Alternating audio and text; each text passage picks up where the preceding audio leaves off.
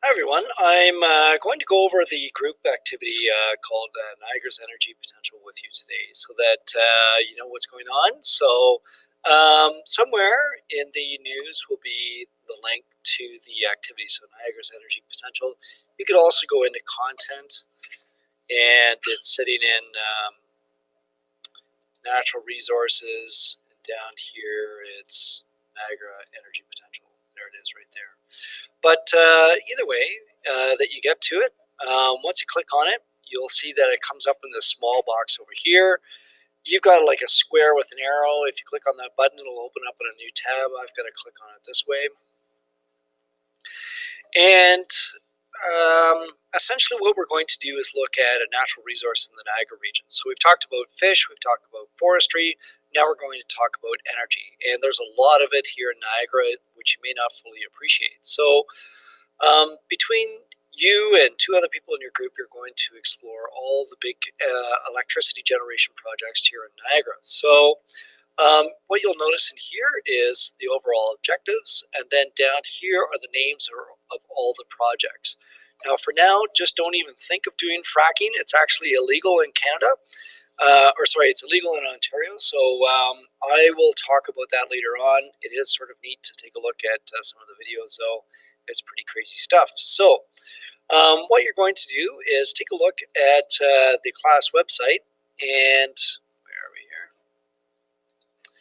And you're going to find out who's in your group. And hopefully I've listed the group members in the news section. I'm not sure why this is not opening, but you'll find out who's in your group.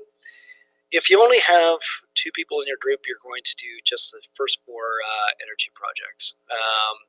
If you've got six, you'll do the first six. So what you should do is have one person from your group, the person who's at the top of the list for the members of the group.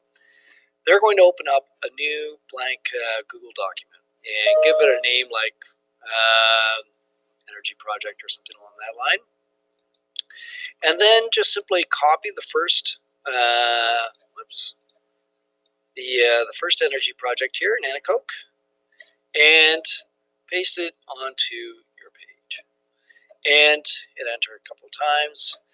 And what I would suggest is go insert and page break, which is also done by going control enter. The reason why you want each energy project to be on a separate page is it gives you lots of space to write your answer, but also you're not going to be distracted by somebody else who's typing on the same page as you. So if you do a force page break, don't just hit enter, enter, enter, enter, but instead of force page break, it's much better. So the first person will be responsible for the first two, so I'll just put my name here, Andrew, there we go. And then my second person, the next one, I'm responsible for the first two. I would put my name there, and then as I go down, I would just create more and more pages and put the names of my partners. You know, for instance, maybe Alex and whoever else my next person is, etc., etc. Now, I've given you all these links, and the links are background information on the project. Now, you can look elsewhere to find extra information, but the basics are covered by all of these links. So what are we looking for? Well, it says here we want to give a description of the project. Now, please, please, please make sure it's detailed. So, for instance, I'm going to make up a project here. So, the geothermal plant in Niagara. So, all right, where is it? Well, let's say there's a geothermal plant. It's located in Fort Erie. It cost $1 billion to build it. It employed 675 people to construct it and 20 people to operate it on a regular basis.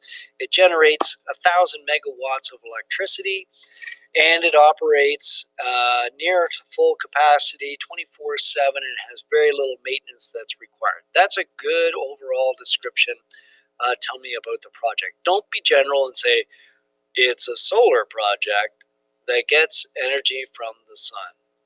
Yet, no kidding, if it's called the Welland Solar Farm, I've got the idea that it's a solar project. You need to tell me, well, how many solar panels are there? How much electricity does it generate? All right, so be detailed.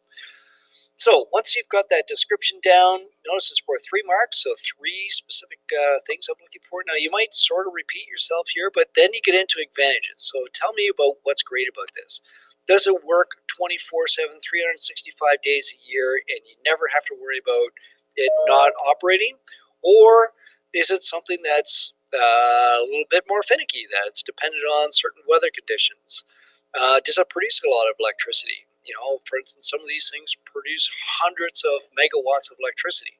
And you can actually get today's output by clicking on this grid watch. It's sort of cool. So for instance, if I want to find out how much Beck, which is the big power plant in Niagara Falls, hydro plant, I can just click on hydro here and look for, there it is, Beck 1 and 2. So it's cranking out 311 in the one plant and 827 megawatts in the other one. That's a phenomenal amount of electricity. If we compare that to, for instance, DeQ Falls, which is here in St. Catharines, or there's the wind projects. Here, we'll just go to wind. Take a look at some of these wind projects. Maybe 70 or whatever, but a lot of these are not producing a lot of electricity.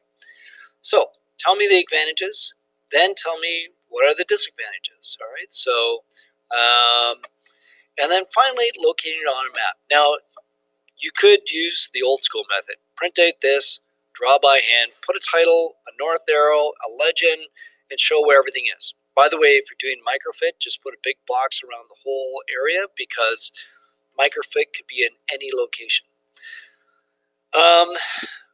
For others, it's sort of a guesstimation, like Chicluna. Well, it's in St. Catharines. It's down in the water there, but you're not going to get the exact location. But if you're going to go digital, here's the problem. I'll have people go to Google Maps, and they find, for instance, the Welland solar project. So the Welland solar project is down here in Welland, and it's located right along the what we call Old Canal here. You see the old canal that's going through, and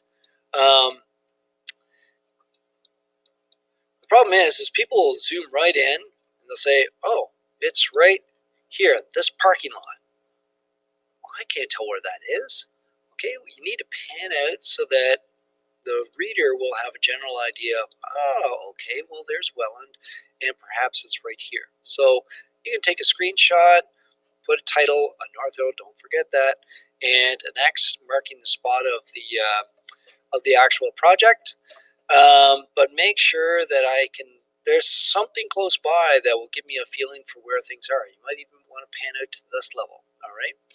Some are area. So, for instance, like the wind turbines cover a fairly large area, and with Niagara Falls, the tunnel has to go from the falls here to the reservoir. So you're going to have to draw a line to connect the two and show me that that's where the power project is.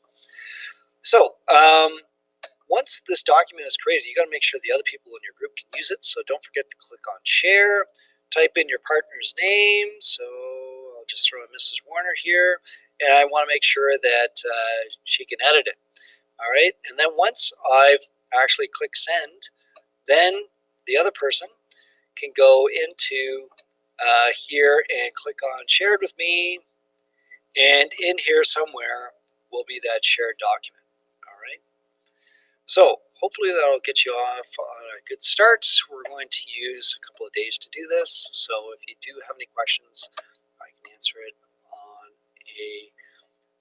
another date.